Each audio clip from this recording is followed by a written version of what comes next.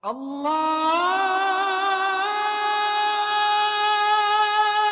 أكبر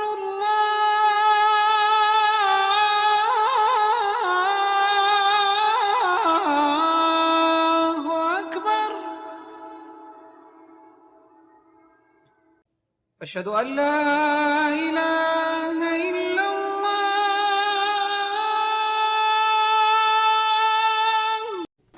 Assalamu alaikum wa rahmatullahi wa barakatuhu. Yashimwe Imana Allah rugira byose yaremye ijuru n'isi ibiboneka n'ibitaboneka, irema umuntu imugira umuhagarikizi w'isi, maze Allah subhanahu wa ta'ala ukayivuze muri Qur'an niwe yabagize basamuragwa b'isi, maze aha bamwe ibyubahiro kurusha abandi kugira abageragereshe ivyo yabahaye. Imana ihana vuba kandi ninye n'imbabazi, ninye n'impuwe.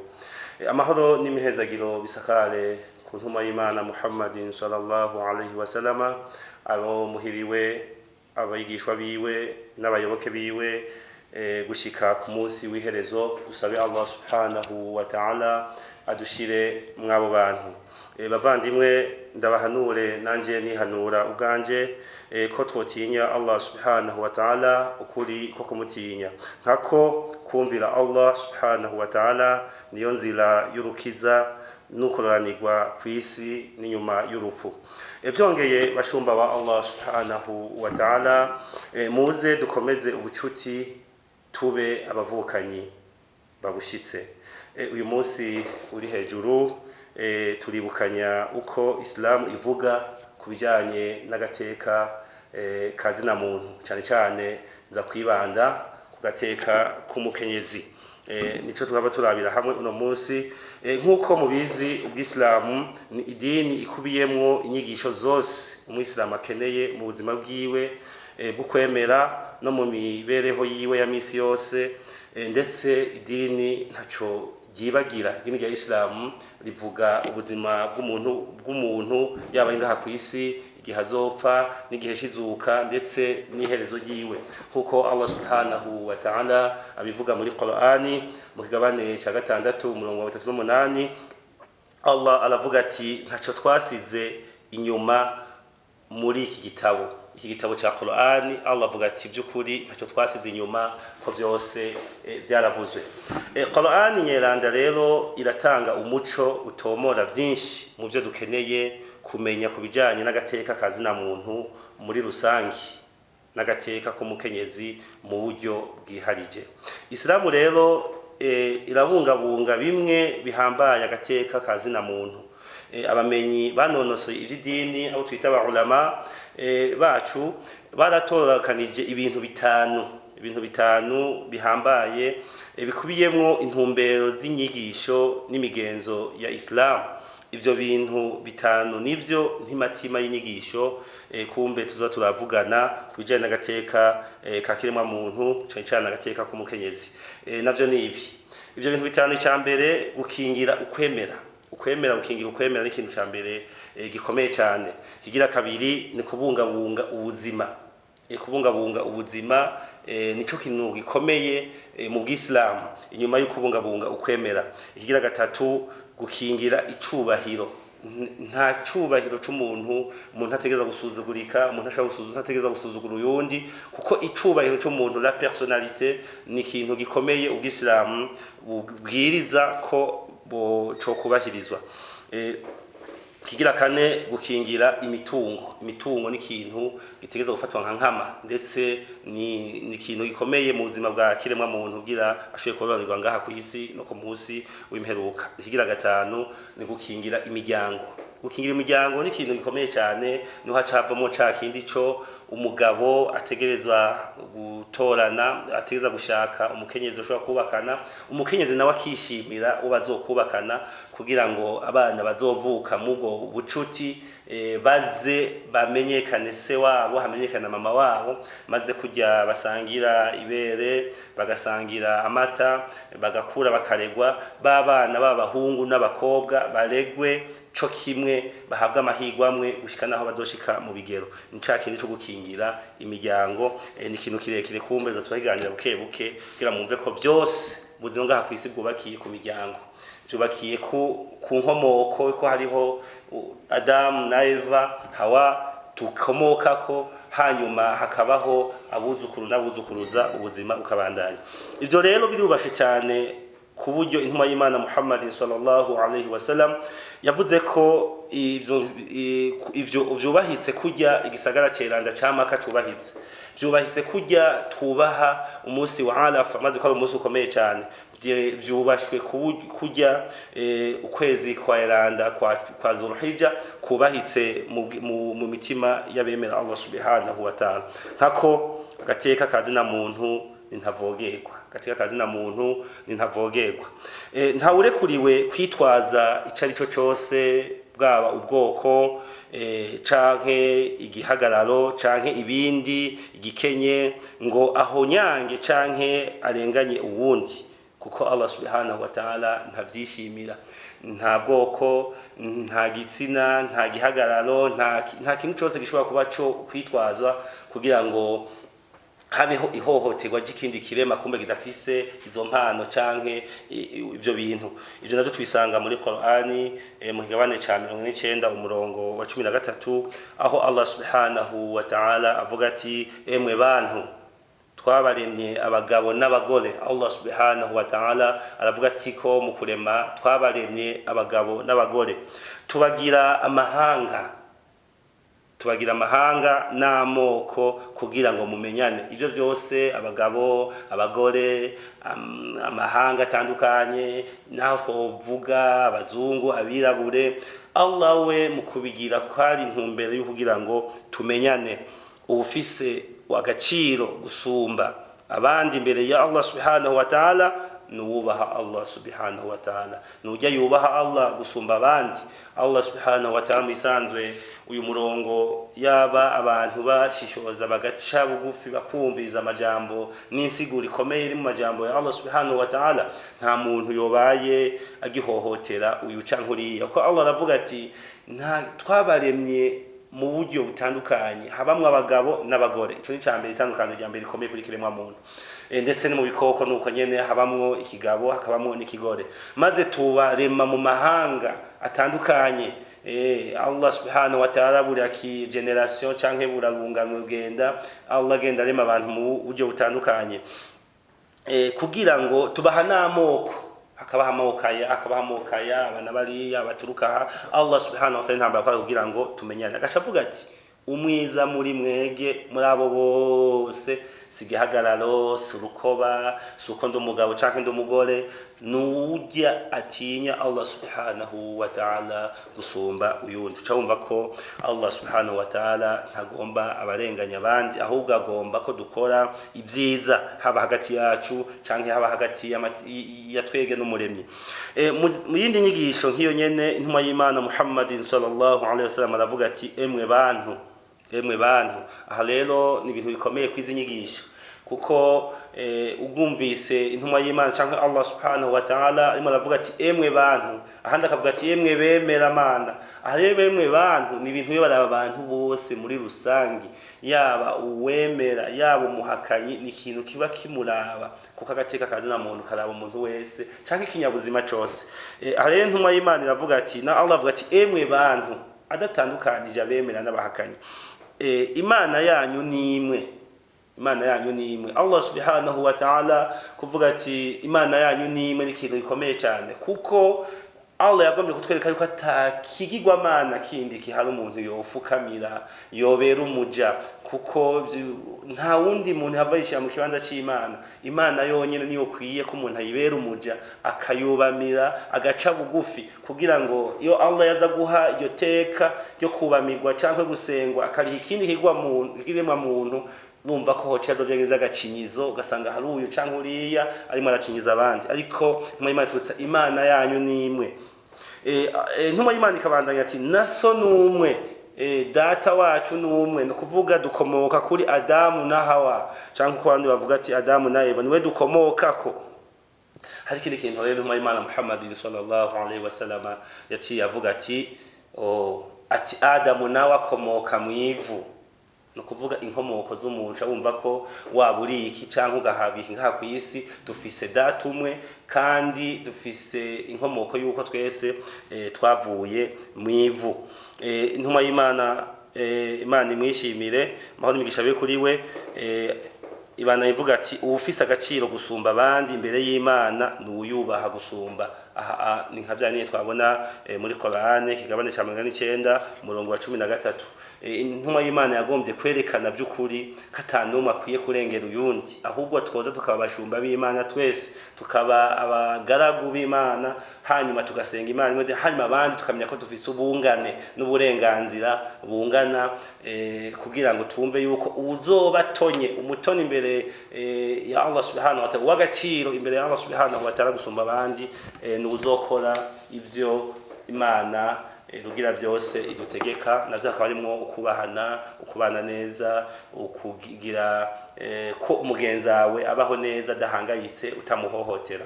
Ubwisilamu rero rirerekana neza ko agateka ka kiremwa muntu igashigikiye cyane abantu ntagire uburenganya uwundi canke ngo amuhohotere. Niho usanga intuma y'Imana sallallahu alaihi wasallam avuga ati tinya kurenganya. Iri ntuma y'Imana Muhammad sallallahu alaihi wasallam yavuze ati tinya kurenganya, kuko akarenganyo numuzimagiza ku munsi w'umuhero. Ahandi intuma y'Imana Muhammad sallallahu alaihi wasallam yaravuze ati irinde kugunga abandi. Warenganijwe iyo asaba, iyo yicaye agasaba Allah subhanahu wa ta'ala, nta kizibira ibisabo vyiwe bigenda ikibiriraho ku Mana. Iyi nyigisho irakomeye cyane muri ibintu by'agateka kazina muntu, kuko intuma y'Imana yavuze ati nimwirinde kurenganya, kuko yarenganijwe igihe yicaye akarira, kandi birumvikana ko warenganijwe yicwa n'intuntu, yicwa no kurira. Iyo yicaye akaririra Imana, igisabisho ciwe Imana icakira. Bisobanura yuko uwurenganya guhanwa ni ikintu cihuswe cyane n'Imana, ko Imana ntivyemera, Imana igomba ubutungane. Mu nyigisho twiganiwe na Abu Huraira radiyallahu anhu, Imana imwishimire, intuma y'Imana Muhammad sallallahu alaihi wasallam yavuze ati mbega murazi uwahomvye akagirire. Iki ni kibazo intuma y'Imana yabajije abigishwa biwe, abasangira ngendo biwe, kugira bumve by'ukuri ibyagira babwiye ko ari ikintu gikomeye. Yabanje kubabaza ati mbega murazi uwahomvye akagirire canke uwahomvye agahenebere. Ati abigishwa baramwishura bati uwahomvye, mwese uko kuri ico kibazo, uwahomvye akagirire muri twe ni ntaho nikora ataco afise. Ujya muntu atagira icefo ca ruguru niwe muntu tuvuga ko yahomvye muri twebwe. Intuma y'Imana Muhammad sallallahu alaihi wasallam arababwira ati habanamba, uwahomvye akagirire mu ihanga ryanje, muri umma wanje, ni uzoza ku munsi w'izuka afise amasengesho mashallah, yarasenze 5 ku munsi, kumbe yarasenze y'amasengesho atari itegeko, yaratunze mu maturo yiwe sadaka n'izaka, ndetse mu mitungo yiwe yaratanga, akaza by'ukuri yarafunze, kwezi kwa Ramadhan yarafunga mashallah alhamdulillah, kuwa mbere kuwa kana gafunga. Ariko iruhande y'ivyo bintu vyegaragaza ko umuntu ari umwemera Imana, ari umuntu yegereza Imana, agaza yaratutse uyu, yarabeshe yuriya, babantu bagenda baragirira mentanya kuri uyu atari byo, yakubise uyu wundi, igikenyero cyamuranga iruhande yuko yasenga, iruhande yuko yatanga amatungo, igikenyero cyamuranga, yamenya amaraso yanaka, no kuvuga inzira karengane wewe yarazisha kubera ubwibone cyangwa afise inguvu. Mazimana ifate uyu imuhe bimwe mu vyiza. Wa muntu yatukwa afate wa muntu yarasenze n'ivyo mugabo agatukana, gacaza ati ngo dukunda kuri akaca mwambura ivyiza muri amasengesho, akabiha umuntu yatutswe. Wa muntu yari ntaranirizwa ngaha ku isi, arimene uyu ukumbe yarafunga ariko akumabeshera abandi, akamuha mu vyiza vyiwe.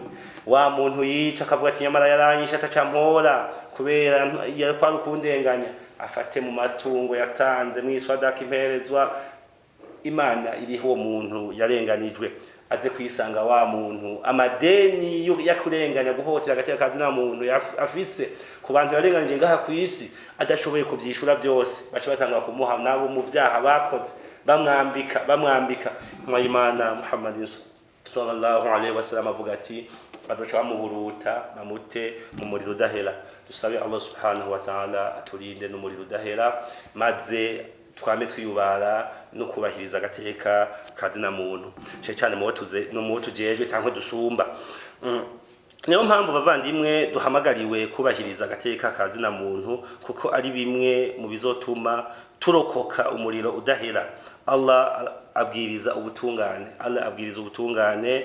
ubugira neza no kugirira neza inshuti. Ibyo nibyo Allah subhanahu wa ta'ala agomba ko tuba ku isi dufise ubutungane, umwese afise agateka kiwe atawuhonyanga uyundi, atawuva ngo ngenda mu gusumba ngenda kujejwe ngenda guhonyange. Ibyo nibyo Allah subhanahu wa ta'ala yifuza. Kubijanye n'agateka k'umukenyezi ari naco tuzoguma tuyaga cyane mu rukurikirane rw'izi nyigisho zacu. Allah subhanahu wa ta'ala yamuhaye ikibanza gikomeye muri Qur'an uravye by'ukuri harimo ibisata byinshi byerekana agateka k'umukenyezi nuko ari umuntu ategereza kubahirizwa kuko Allah agateka afise niko yahawe. Kuba nkako Islamu yahishuwe mu gihe umukenyezi yari afashwe ukutabereye. Igihe Qur'ani Imana ahishurirwa Qur'ani hariho agacinyizo kenshi cyane kafatiye mu guhohotera umukenyezi. Ico gituma cyo bumva yuko Qur'ani yaje nk'inyishu kugira ngo irenganure umukenyezi yarimwo ararenga nk'akarorero. Umukenyezi muri ico gihe nkuko biri n'ubu mu bantu bataramenya Imana canke byari biri ico gihe Qur'ani intuma y'Imana yaza kwigisha ubw'Islam ntiyatorana. Ugasanga nk'ubu wewe wavukanye n'umuhungu na n'umukobwa ugashotorana imitungo yaso yose wewe akagenda uko nyene kumbe akabaho mu buzima bubi ariko amatungo yose ari musaza we yaronse. Ikindi kandi karorero ntiyahitamwo uwo bubakana. Nukuvuga umukobwa yarameze nk'ikintu bagurisha nk'ikidandazwa. Nukuvuga haje umuntu akamushima yabatwaye wewe nta n'uruhara yagira umva siwe yihitiramwo ubazokubakana. Kandi karorero nta jambo yari afise mu kibano wamenga n'umuntu akumiriwe cyane umuhungu cyangwa umugabo ni bakwiye guseruka. Ibyo byose Qur'ani yaje kuvyishura muri ico gihe kuko cyari kibazo mwumva cyahigeramiye ikibano cyane umukenyezi. Kandi karorero wo bubakanye ashengeye yatoranywa kujya batorana iyindi mitungo. Subhanallah. No kuvuga wo bubakanye umugabo wiwe yitavye Imana kujya batorana ibisigi nawe baca bamutukumbe yabo bavukana baca bamutora nta nuko yabashimye ntabwo yabihitiyemo cyangwa nta n'inkwano bamuhaye bamutorana kujya batorana ibindi bisigi. Urumva ko arakamaramanza gakomeye. Kandi karorero yarahohoterwa mbere bikanashika agahambwa abona akivuka. Iyo wari umuco utabereye mu bihugu by'Abarabu igihe imbere y'uko ubw'Islamu buza aho bavyaye umwana w'umuhungu bose bakuvuza impundu bakavuga ati ashi cyo nifuza cyari iki. Ndetse n'ingaha mu Burundi murabizi ko ivyo vyizo ko baho gasanga umugore marahohoterwa ngo avyara abakobwa gusa. Mico gihe cyo cy'Abarabu ntibahereza mu myidogo baramuhamba abona. Qur'ani yaje kubikuraho kugira ngo imusubize agateka Imana yaramuhaye nka kiremwa hungu. Ikindi n'ubundi hariho uburenganyo bwinshi tuza turabibona kuko tuzagenda turaganira mubone ubw'Islamu by'ukuri uruhara bwagize mu kuharanira agateka k'umukenyezi. Bigaca bitangaza muri iki kinjana hamwe wosanga hari umuyisilamu arimo arahohotera umukenyezi kandi ubw'Islamu bwaje gukingira umukenyezi n'agateka ka muntu muri rusangi.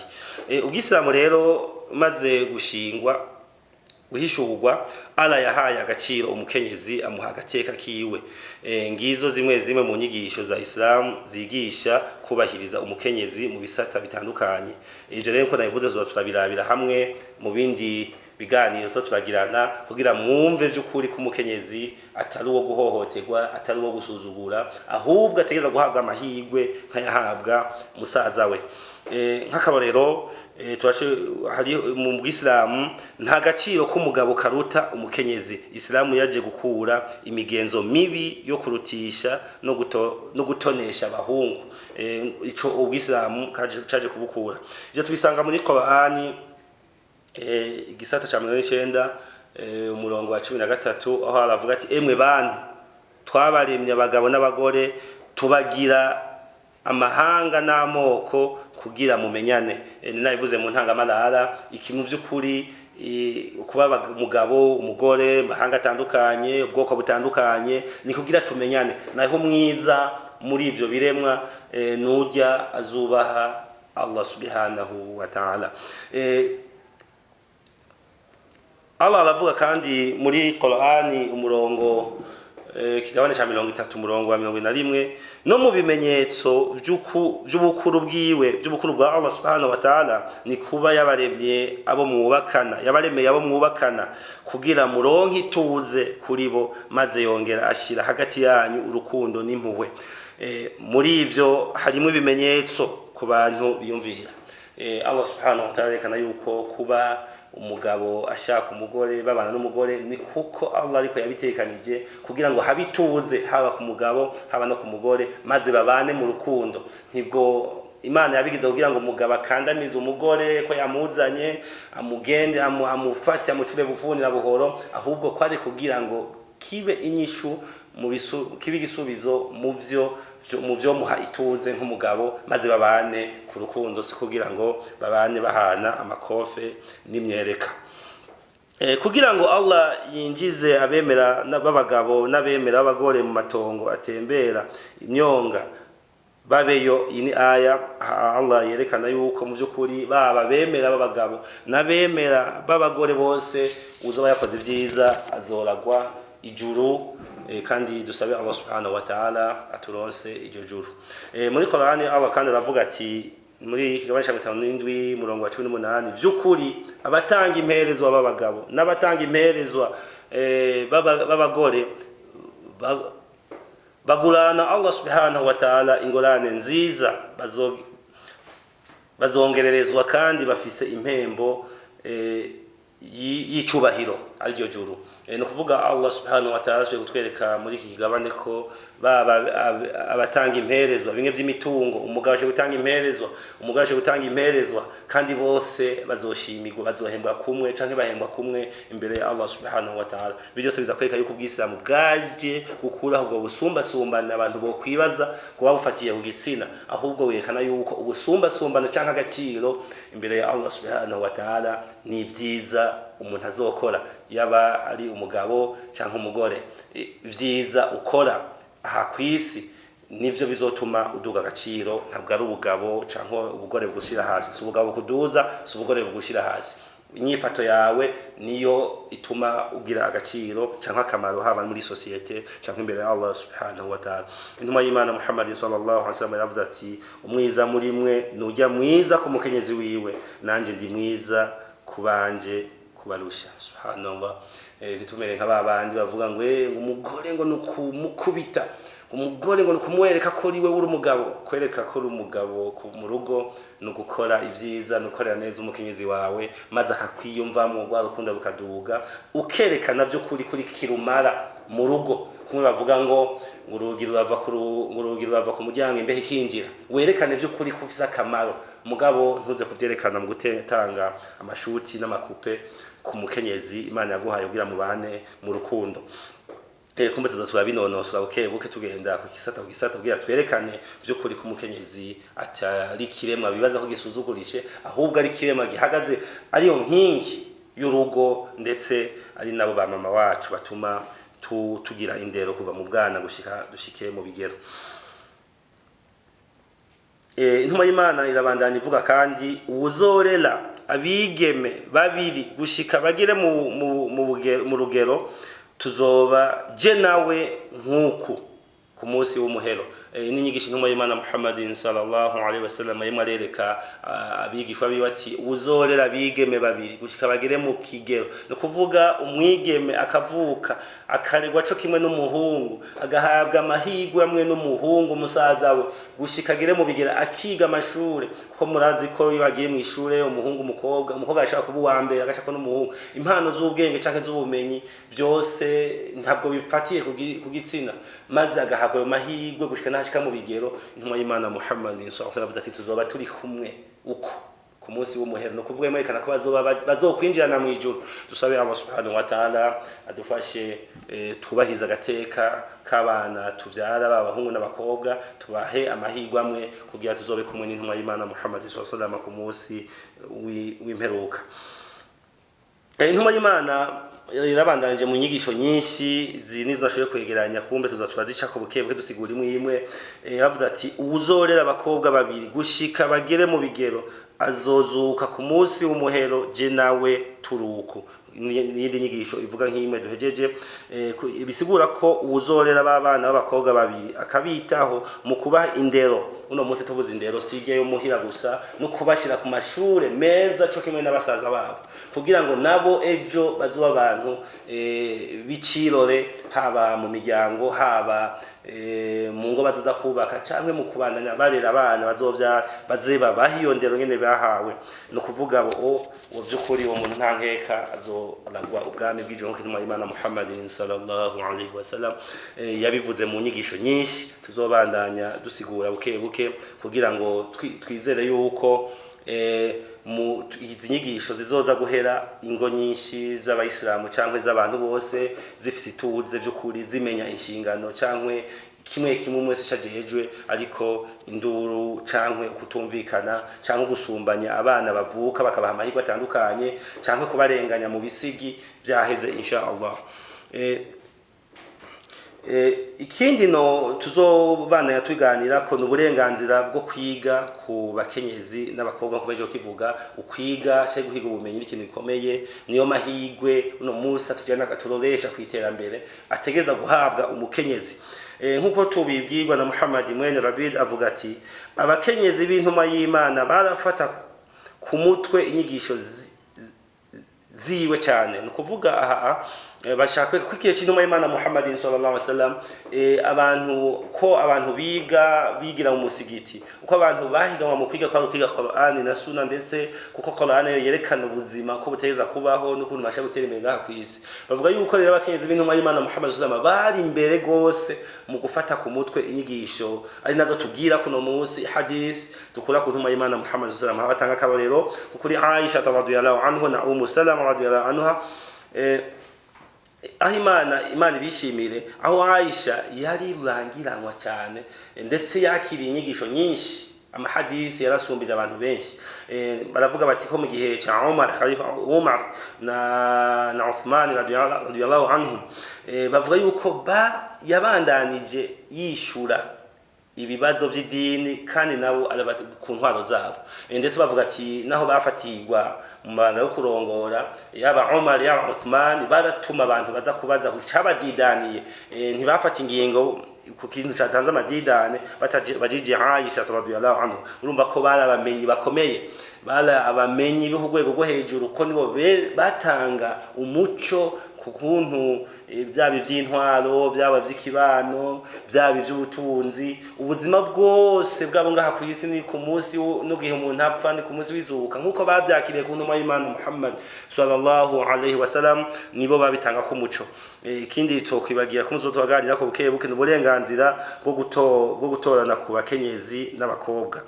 Abagabo bafise ko muri Qur'ani Allah aravuga bati mu kigabane ca 4 umurongo w'indwi abavuga ati abagabo bafise umuce runaka mu by'abavyeyi n'inshuti basize, n'abagore nyene bafise umuce runaka mu by'abavyeyi n'inshuti basize, byaba bike canke byinshi n'umuturi wategetswe.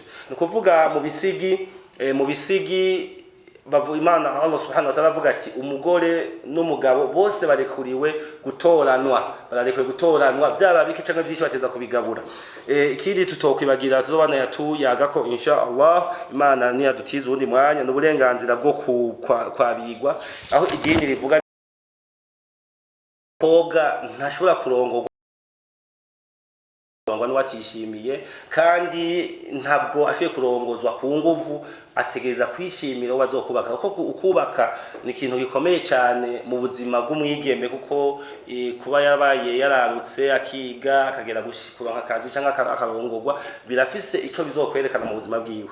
Insha Allah nizera yuko aka kanya gato dufashe kagize akamaro, nizeye ko tuzobana yatuyaga byinshi ku mukenyezi katekanyaza ku mukenyezi insha Allah. Assalamu alaikum wa rahmatullahi wa barakatuhu.